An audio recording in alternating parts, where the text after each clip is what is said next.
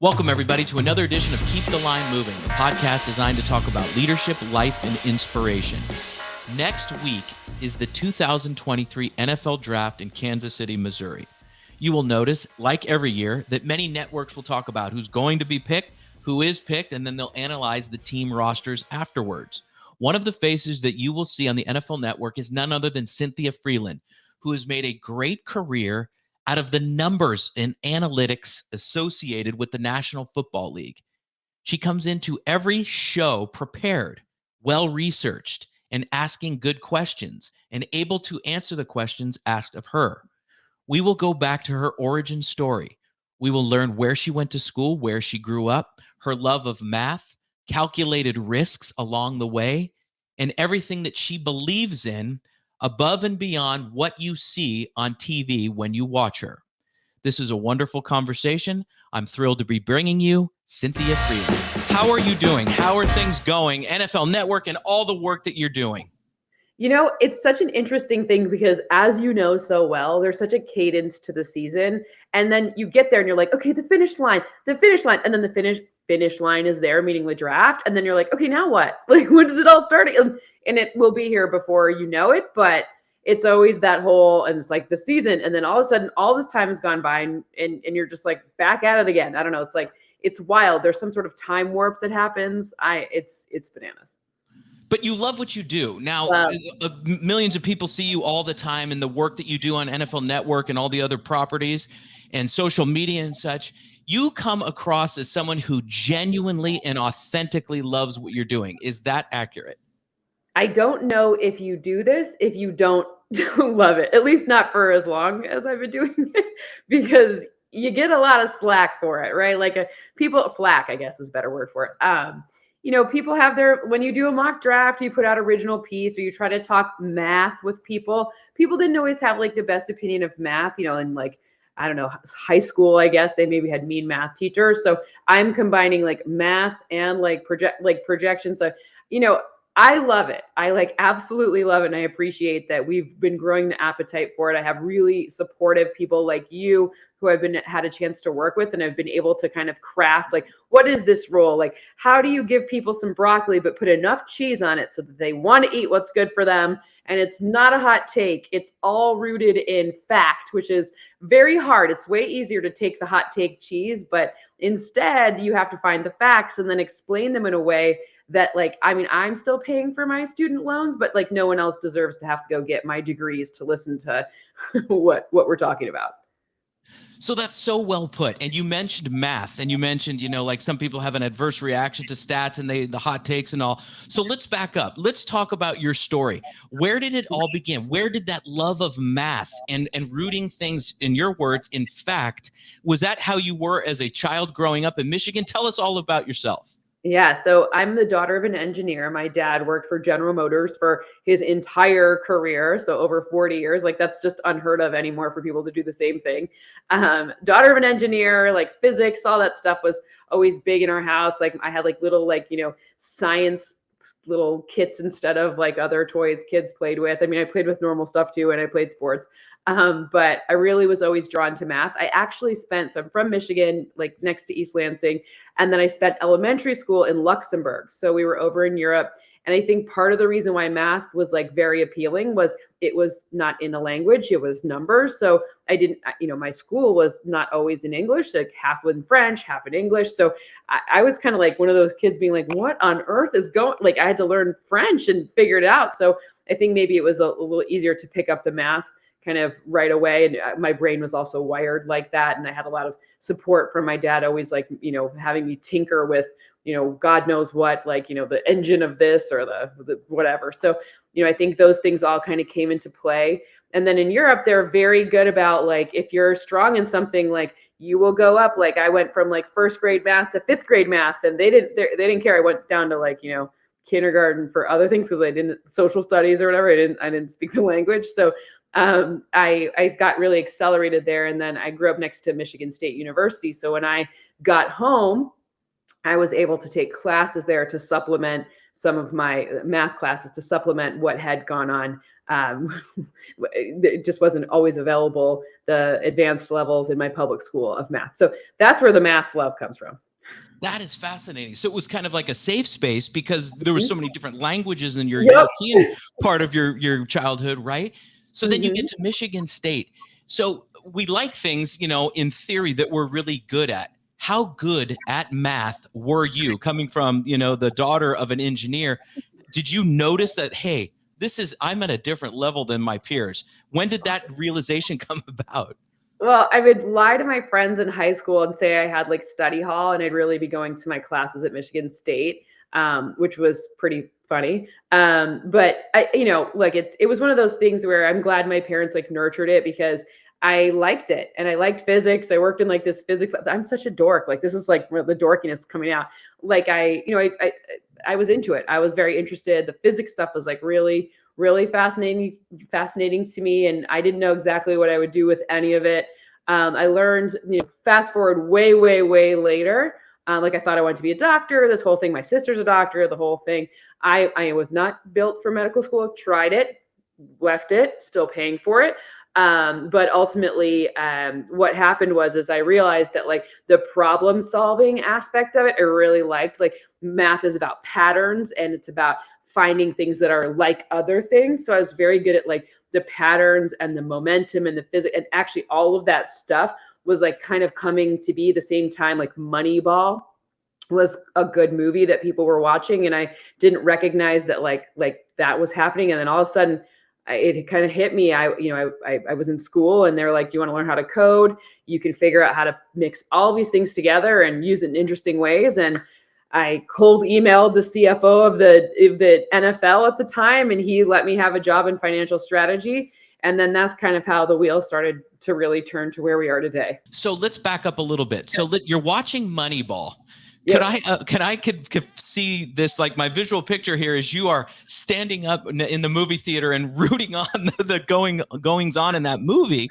Brad Pitt and Jonah and all those folks and the wonderful cast. Philip Seymour Hoffman played Art Howe. So you're looking at this movie and they're talking about numbers and they're talking about statistics, and he keeps pointing to Hill and he says, "If I keep and I'm going to point to you, better say it, on base percentage." So was that like an endorsement of your love of the analytics per se? Yeah, I mean, it kind of felt like I did. So to back up, so I dropped out of medical school and I got a job in private equity. And what private equity does is tries to tell stories about companies with numbers that you should either invest in or not. So the goal is to invest or not, and you only want to invest in things you think are going to be wins. So you want to invest in higher probability outcomes, right? So you find comps in the marketplace that are like this, right? This is a lot. Remember, I'm not the youngest. So this was like 2006 when, the market was a little bit different pre the other recession that happened in '08. So, it's like this company's like this company, or like what's like Facebook, or these use Facebook apps. And, these people who were investing, they didn't know what that was. So at the end of the day, it was like trying to explain complicated things and using really sophisticated numbers, but make it so simple and digestible that you could get to, yes, so your investment thesis would be bought into.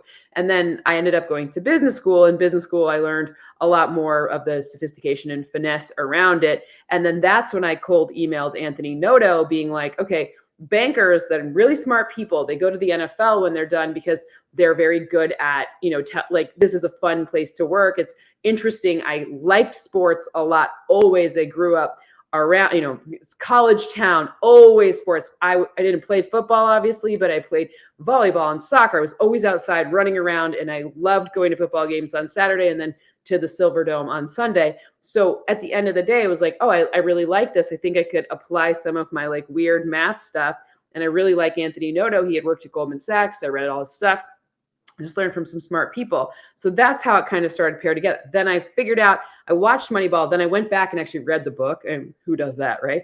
But I went back and read the book and really kind of dug into like what actually happened, right? Like, because the movie's great and exciting, but like the Michael Lewis book that it's based on was far more instructive. I was working on the project, which was ultimately what turned into like the 17 game season. So we were looking at what's the best outcomes: 16-4, 17-3, 18-2 season inventory restructuring.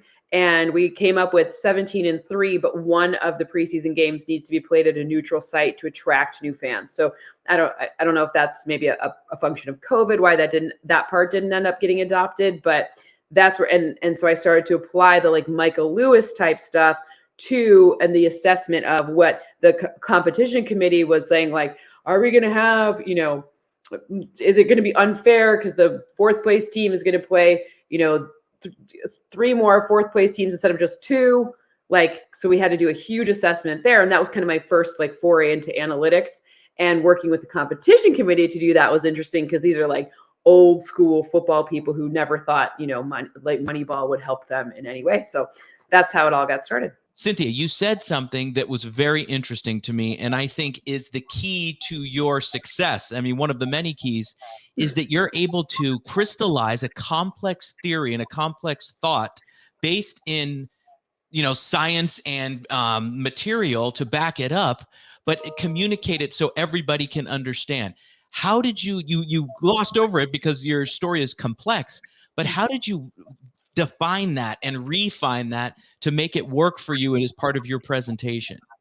I think it's like I think part of it does actually go back to the Luxembourg situation again, because I couldn't speak French very well. So I had to figure out how to explain things simply. And I kind of had been doing it like since then, right? I'd been trained at saying something complex using less complex language because I didn't know complex French then. So ultimately, I think that like telling that story well quickly was always important. Plus, like I have a mom who like is my dad's super, super, super like very highly, like he's a very analytical engineer. And my mom is like the opposite. She's like Italian. She'll kiss you. She just wants to feed you, and she doesn't want to hear anything that's like, my dad starts talking about carburetors and she's like, la, la, la, la, like, so in order to kind of be able to communicate with her what I was doing, and she was always very interested, but I had to be able to kind of bridge that gap. So some was language barrier, and others was like, my family life of having this like my mom was like a guidance school counselor at an elementary school. So, just very different sort of sets of attention spans for complex information.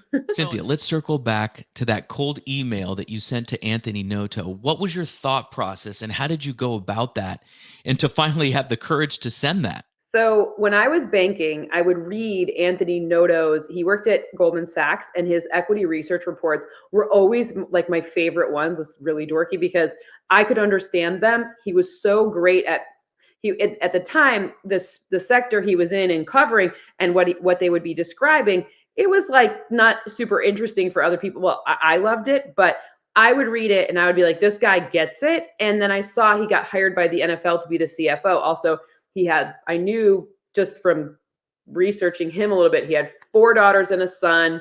He like never missed any one of his girls' practices. At the time, his son was too young to have practices. Like he went to Army, he was a linebacker, played for Army, like just like the kind of profile of person who I wanted to be around, because I liked, like, one, I liked his work output, but 2, like I just liked the family he married, his like elementary school sweetheart. Like it was like this whole, like just a good person that you want to be around. And it was interesting because when I saw him go over to the NFL, I was like, you know what happens if he says no? Like nothing, right? I can still interview and go someplace else. So I sent an email, but I also included, because I knew some of the stocks that he covered, I had done some write-ups for a few stocks in the sector that he covered. And I said, this is how I think. You please don't feel any obligation to read it, but I didn't want to come with nothing. Like, I understand I'd be getting way more out of this than you, but here's how I think, and I'd like to learn from you. And so I cold emailed, it was an email, and I asked for the opportunity to just come and interview and have a conversation, and we did. And he liked my stock write-up. We talked about how I thought, because I knew that, these business school types, like we all, I was in business school, right? So like, it's like how many boxes of soap would fit into a warehouse, like things like that. It's all about how do you think, not what's the right answer. So I was just trying to like lead with that because I knew that would be something he would be interested in. You're a 2005 graduate with a Bachelor of Science in Biology from Boston College, an MBA in Finance, Entrepreneurship, and Innovation from Northwestern. You stayed there and got your Master of Science also in Predictive Analytics. Mm-hmm. you liked school, you liked studying, you liked learning. I mean, obviously, your day job involves continuous learning and algorithms and Mhm. financial models, or I should say, analytical models, Same. sometimes financial models too, with They're the contracts. same, actually. Yeah, they're the same. Absolutely. Yep. So Yep. tell me what were you like in those years? Gaining all that knowledge in that condensed period of time, preparing you for what you do now. Did you look back now and say that was so valuable as a foundation? Well, the funny part, and I'm happy to share this with you and your audience. I don't talk about it too much publicly, but well, one, I wasn't the best student in undergrad. Like I got good grades, but I didn't learn how to be a student, which means to me was I was focused on getting into medical school, and my sister is a doctor, so I knew what that took. Like you need a great MCAT score, you need great grades, whatever. So I got exceptional grades, and I took hard classes, but I don't remember very much of it. I didn't have that woo, I was I looked like a good student, but I wasn't really learning very much. I mean, organic chemistry, I barely remember any of it, right? Anyways, so it was interesting when I went back to business school. I was a totally different vessel for information. I think partly because I was a little bit older, and partly because I went there with a purpose. Like undergrad, I was like, be a doctor. That's it. And here I was like, no, let's explore. You have this playground to explore in. And it was interesting because I actually started at the University of Chicago, which is a very highly quantitative analytical school. My best friends from business school are typically from there. And what happened was I actually got quite sick after my summer at the NFL. I had a really bad health condition, so I ended up having to transfer to Northwestern. And then the reason I stayed in and got that extra degree was because your girl needed to stay on her mom's health insurance. So I found more ways to become a student. I also worked at the same time. I would say in many ways I figured it out. Meaning I made it happen. I didn't I love my parents very much, but they weren't in a position to be able to monetarily help me. So I had to make it happen. I had to figure it out. And I did. And I'm pretty proud of that. And it sounds strange, but I did the math between adding another degree where I got a chance to have some space and time to think, or trying to figure out new, because remember before Obamacare, you had a pre-existing condition, you were no good. So it was interesting. It was an interesting learning opportunity about life at the same time. And it really opened me up to, there isn't just this one path of, whatever you're exposed to when you're young, which for me was, pretty defined careers, like a teacher, a doctor, or whatever. Now you can combine all these different things together. And it changed my appetite for risk too. So now I do value things like the experience that I have, who I'm around, what am I learning, and how do I keep moving forward, maybe in a different way than I would have had I not gotten sick and had to figure it out. So you do have an appetite for risk, and you keep proving that. Yeah. From back in your college days to going to Disney, and then going to the NFL, and then doing that email, and then where you are now, being a pioneer, for what you're doing with your work right now. So, but what did you learn from the time you graduated from school to where you are now in that time frame at different companies and such? What are the takeaways? Because you articulated your takeaways from school very well. What about in that time frame from now until then? Yeah.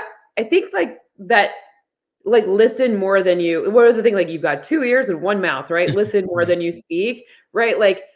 At the end of the day, it's been interesting because I know I speak for a living, and speak and or write or I communicate for a living, and have the humility to know that you don't really know a lot, and bringing people along your learning journey is actually far more it's a way to connect with people and have empathy with people.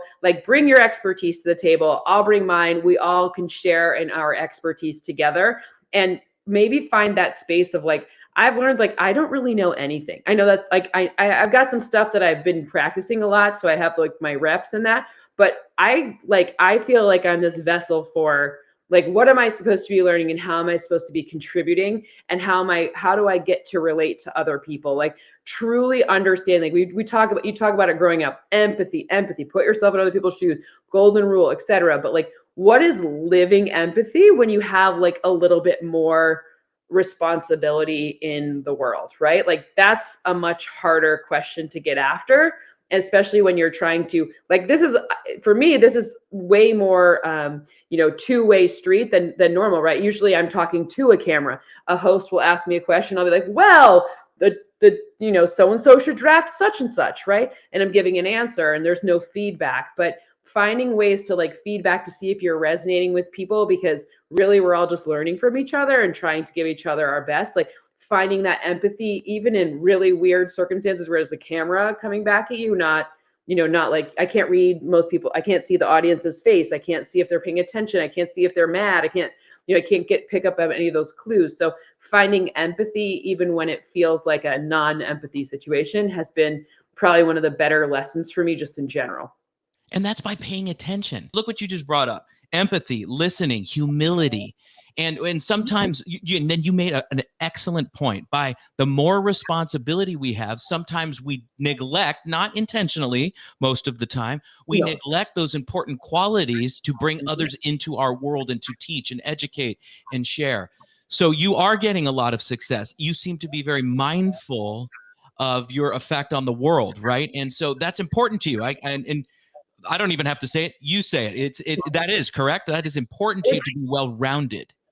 It's important to me to be a conduit for what I know and not trying to change that into something else. Like I heard this thing that says, like, in every moment everyone's just doing the best that they can, and it really stuck with me because, like, some days we're tired, some days we're grumpy, some days your dog just ate something and you're like, no, right? Like, at the end of the day, I don't know when I'm meeting you. I just know that in this moment, it's always this is the best everyone has. So you think about my moments a little bit differently. And I think about, what is it that I'm bringing to the table? How am I, it sounds stupid, but I can relate it back to why I wanted to be a doctor. I wanted to make things a little bit better. So I'm bringing you my best football information. And luckily, NFL Network, I get a chance to know people are football fans if they're watching. It would be strange to watch the NFL Network if you're not a football fan, but that's your problem.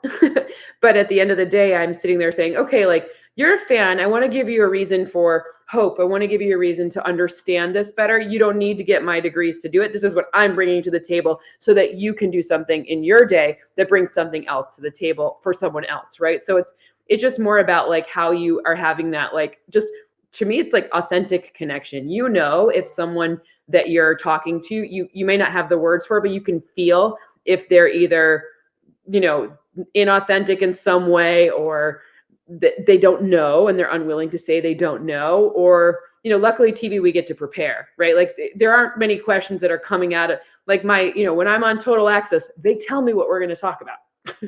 When I do my Jet show, we talk about what we're going to talk about, right? So it's not like it's hard to be ill prepared when you know what you're talking about, when you're given a map.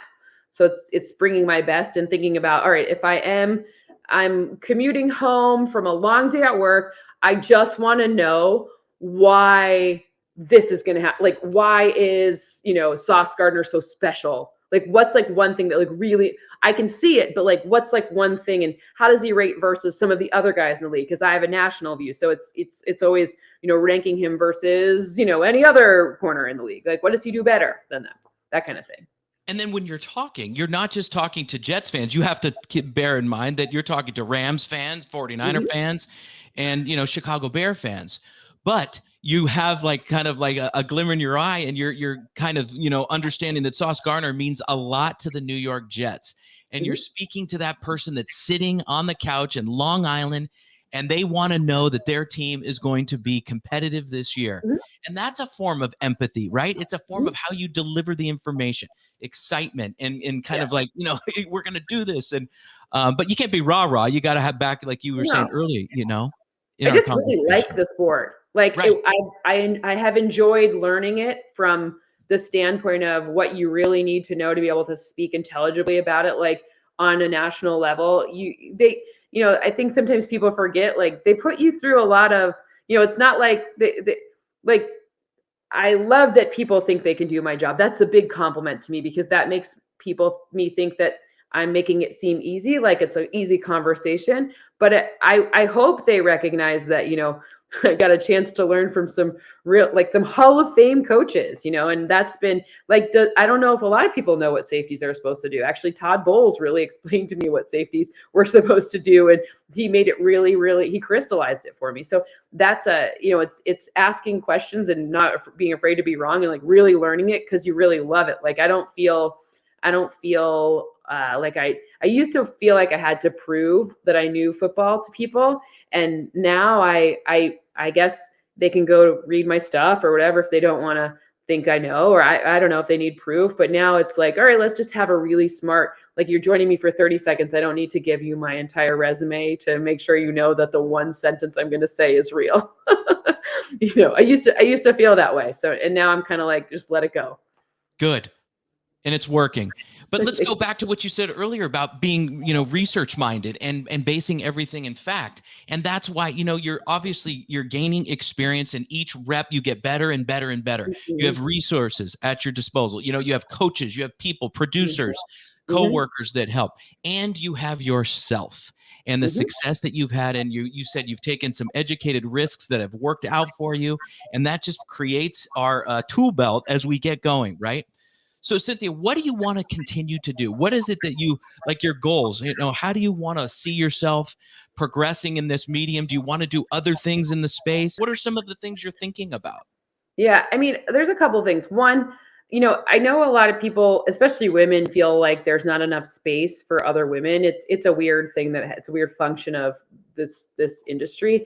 But I actually would like to create a model where I'm being maybe the producer, or maybe the somehow responsible for more next gen content, more analytically based content, but doing it in really digestible ways. And I would especially like to help some women along in that space.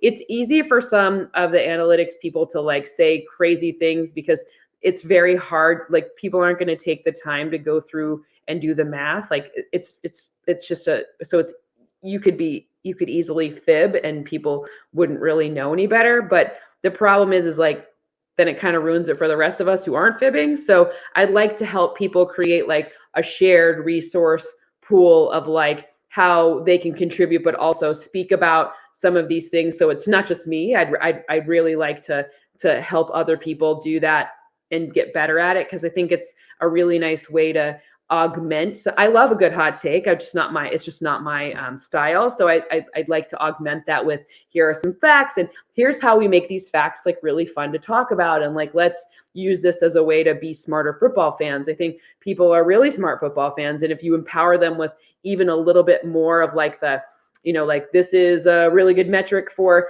judging linebackers, off-ball linebackers, really hard one to, there's no real stat sheet number on that, but here's how we can talk about this, and here are some stats, right? And then the holy grail for me would be to be in game doing live, like, analytics-based commentary, not every 2 seconds, not why did they go for on fourth down, not win probability hitting you over the head, over the top, but at key moments, providing some insights that could help carry, like, we always do this thing ahead of the game. We set up what the expectations are. At halftime, we kind of say like, oh, like, wow, it's really surprising that this team is not winning. We thought they were going to win ahead of the game. And then after the game, we say, well, the reason that they won was because of blah, blah, blah, blah, blah. But in the game, we can pinpoint some maybe better spots to be telling those stories and get a little bit more rich, like, texture to what you're seeing. Because, is it that they're, at first I'm thinking about a Bills game where the first time Leslie Frazier just absolutely didn't play man and put two safety shell zone defense out there against Patrick Mahomes. And nobody had done that for entire games, right? Everyone had mixed up man and zone. And then that was a really key way that the Bills, like, were able to sort of outsmart early Patrick Mahomes. He has since picked it up and figured it out. But, it's like, what are we seeing here? What's different? 100% zone. Wow, we haven't seen that before. And like, he's always seen at least 60% man, right? So, these are just adding a little bit to the richness and the development of the story with some facts. Do you see that happening, Cynthia? Can that be a reality? Like you're saying, like zone and the difference between nickel, all these different ways of seeing the game, but miles per hour, like cutting an angle from a DB trying to catch a receiver. Do you see that happening in the future? Yeah, actually, Amazon did like an alternate, the second cast for Thursday night that was pretty interesting with that. And I don't think it'll happen like overnight. Like, and I think like all these alternative broadcasts will probably be where we first see it. I just want to like normalize it. I think that people are ready for a new format. Like, because like right now, like if you don't, there's a play-by-play and a guy and an analyst, and that's kind of the main configuration. Sometimes they do three-man booths, etc. But play-by-play analyst. And I think that maybe we could shift that paradigm a bit, because especially as younger crowds are growing up, they're used to like a video game view. Maybe like people playing Madden, they're used to actually watching it from the end zone cam, which is totally different. And I think having different ways for people to interact with the same content is very smart. Like you can always have your traditional way, absolutely. But ESPN does it with the Manning cast. It's just they're talking over it. But there could be different ways of viewing all of these things where you're actually adding a level of engagement that suits what you like best, and being mindful of the types of voices you're putting on there, because we saw it a little bit with baseball. Apple did some different things, and we're gonna have to try it and figure out like what's good. But let's why not? Like I like that entrepreneurial endeavor of like changing something. And again, no one's trying to mess with like the regular. If you want to watch but like let's add some things for some different broadcasts so we can watch it from different ways. Very cool. I am in. I think I love that stuff. I've grown to really enjoy it. Cynthia, you talked about being a mentor to other women in the field, and that is fantastic. And you're already doing that. Trying. Who have been mentors to you? You mentioned Todd Bowles and giving you great education with the safety position. Who else has taken you under their wing and said, Cynthia, here are some things that you might want to know? I love to hear how people, credit folks for their development and their progress in their careers. Truly, any coach I'm very fortunate. I've been very, very lucky that any coach I've reached out to, including Bill Belichick, I try not to ask lazy questions, which means like, I don't like the question, like, do you have 15 minutes just to talk to me? No. It's like, I know your time is so valuable. I've worked for 2 hours trying to understand on play 67, what was the safety supposed to be doing? If you had 5 minutes, you can call me, you can email me back, whatever. People have been incredibly generous but you have to, again, I try to ask a very mindful question, because I try to put myself in their shoes to say, people want to like share their expertise, but they don't want to have to teach you how you ask a question in order to get them to teach you, right? Like shortcut that. Just say, I'd love to know, play 67, whatever. I'm making that up. But like, so coaches have been really amazing. Anthony Noto obviously has been and remains to be my like biggest and most important mentor like of my life. Amy Trask has been wonderful to me and helpful in terms of not just like helping me refine my like, my security on feeling secure on air and affirming that I actually know football. But also just in terms of like being, she's pretty timeless. And that's a hard one, because like as a woman, you start to feel like you're getting old and scary things and whatever. And then I will have to say, like, also I had no TV background when I first started on TV. So I did everything sort of backwards. And I reached out to some of my friends who worked on Silicon Valley, which was a show that was on HBO. And they helped me with, they connected me with someone great with voiceover. And they made me do an improv class with them, which was they're comedians and I'm not. And that was really good to get over myself. So, I just asked like anyone, but I try not to ask lazy questions. I try to be like, what is this? There's so much valuable wisdom right there. And you gave credit to Belichick and Amy Trask, legends. And it's wonderful that you're, paying that forward and doing that for others as well. And you talk about, asking a pointed question. In other words, in the third quarter with 2:04 left to go, you ran a sweep. And I want to know why did you do that? Why? Right. When they had, the outside penetration was strong, the D end was way out there. Or like every other sweep had been shut down. Why are you going back to the sweep well? Exactly. And that is intriguing. And that is that they want to answer that because that's what they're doing 14 hours a day. Exactly. So Cynthia, what would you say to somebody who's emerging and they want to be what you're doing, but you're unique, you're very unique. You're a pioneer, you're a trendsetter. But what would you say to that person that really wants to put in the time and they want to be analytically driven and numbers based and factual, and they don't want to go the hot take route? What would you say? I think it's to find the balance between speaking the language that people are currently using and understanding how to be forward looking. I don't think people could replicate my career exactly because number one, the technologies that I first learned are outdated. So number one, that's already different. And two, the football lingo that was used when I was coming, not used anymore. So you have to move with the times, meaning like if you really want to be in this space, you have to understand what are the emerging like AI, right? You hear about Chat GPT, for example, but the same types of concepts are being used for football data, and it's a different form of like it's a different language. Truly, it's a computer language, but it's a different language than before. So you have to be kind of both up on what the new stuff and what's possible, but then you have to meet people where they are. Like there's so much, like people's experience matters so much. It matters to them, but it also matters to you. Like my entire career, like I probably owe to a guy named Russ Grimm, who was the O-line coach for the Tennessee Titans at the time. When I met him, he told me there was nothing I could ever do that would help him ever. He said math was like just not going to help with offensive linemen. And so I was like, well, what do you want to know? Like what would be helpful to you? He's like, I want to know who a waist bender is and who's not. And so I spent my entire master's thesis figuring out 300-pound men's butts and who's more likely to be a waist bender and who's more likely not to be.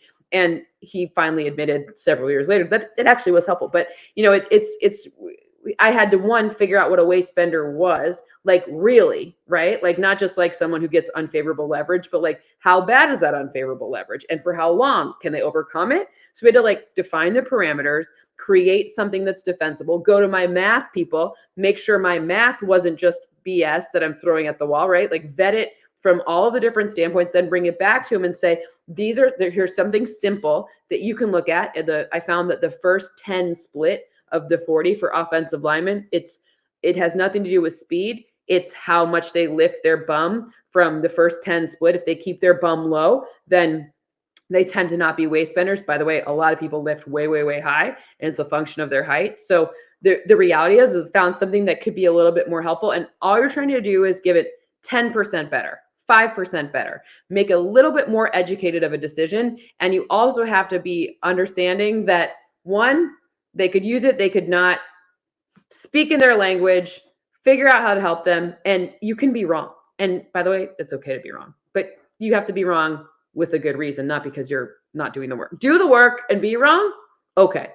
Do the work or don't do the work and be wrong. You know, make it hard on the rest of us. So at the time of this recording of this podcast that everyone is enjoying right now, we do not know if the trade went through for Aaron Rodgers from the Packers to the New York Jets. My question to you is this. Everybody talks about, a lot of people talk about the tangible nature of the man. He's a Hall of Famer, multiple MVP. Yep. He's got a Super Bowl. His arm is amazing. His arm slots are amazing. I can go on and on. I really respect the guy very, very much. Mm-hmm. What will happen when he walks into that Jets locker room for the first time? What influence that you've seen, maybe not quantifiable, but knowing you'll find a way. What have you noticed and what addition? And I saw your, the wins, the baseball war equivalent is 5+ wins added to the New York Jets. I got that. But tell me the other intangibles that he will provide to that team from your viewpoint.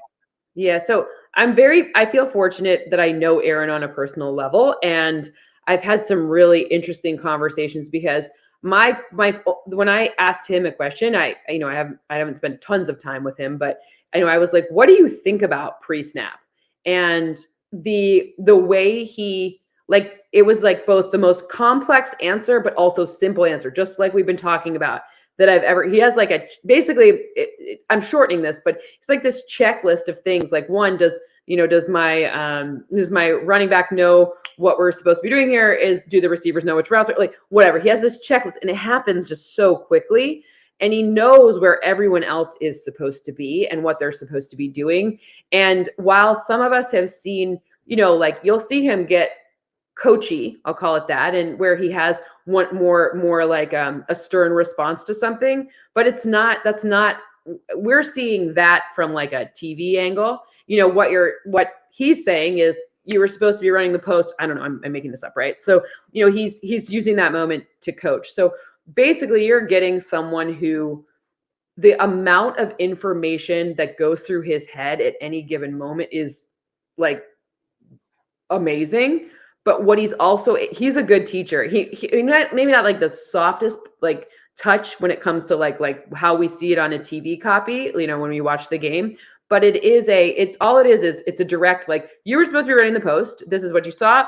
The safety was over here, so it was man. And did you see that? And super, super, like, this was what this is. This is why we're doing this. This is what we saw. And I think the thing he provides is like an exceptional why in the moment, right? Like parents with their kids, because I said so. No, never. It's like, because they've been playing us on zone and they've got the two best safeties and blah, blah, blah, blah, blah. We're going to do this instead, right? So he will tell you why expertly, and the amount of respect that he commands in that room because of that level of preparation, experience, not just results, but how he came about the results. His process is really what's infallible. And you know what? And you know this as well as anybody. You can always understand the person by the company that they keep, right? And his teammates, his former teammates, love him. The people in the Packer community, the greater Green Bay, Wisconsin area, love him. Right. Cynthia, you're one of those guests I could talk to for 4 hours, but I'm not going to do that because I respect your time, okay? This has been fantastic. How's your dog? Can you tell us about your dog real quick? I rescued a puppy this past November, and it wasn't even on purpose, but whatever. I wasn't planning it, but he's the best. His name's Gordy, named after Gordie Howe, of course. And he is like my little husky and German Shepherd mix, and I just love him so much. And I hope people who are listening know how good you are to work for and how much absolutely everyone who has worked for you is like, this is this very special human being who's helped me think about my own life differently. And it's not just me. It's like I could name like 5 other people, and to be clear, I only know 5 other people at the Jets organization. So, that have worked for you. So, it's very special to be doing this with you. I'm really impressed that you're actually living out what you're telling people to do. That's a hard thing to do. So thank you for being such a good example and such a good friend and such a good person to get information and to get like feedback from. You're one of a kind. Really appreciate you. Thank you, Cynthia. That caught me by surprise, but you're wonderful. I'm a big fan, and thank you so much. And we thank Cynthia very much for being on the show. I'm very appreciative of her time and her wisdom. In fact, my number one takeaway is just that. It's asking good questions. How do you ask good questions? You listen. How many times did she reference that? Listening well and being prepared and well-researched. The exchange she had with Coach Belichick, right?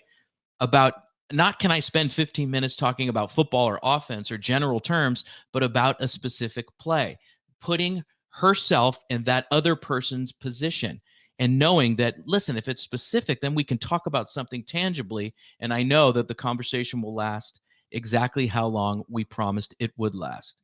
So being prepared and asking good questions. For our podcast producer, Paul Salazar, I am your host, Chris Gargano. We thank you very much each and every week for being a part of this podcast. Take care, everybody. We'll have a great guest for you next week. And if you could give us a like, a comment, a follow, we would love it. Take care, have fun, and we'll see you. We thank you for listening to Keep the Line Moving. We would love it if you subscribed or left a review. For more podcast episodes, check out our YouTube page. If you'd like to work with the Gargano Leadership Group, check out our website. This has been a GLG production, copyright 2023. For our podcast producer, Paul Salazar, and our marketing coordinator, Savin Narwal. Have a great week, everyone.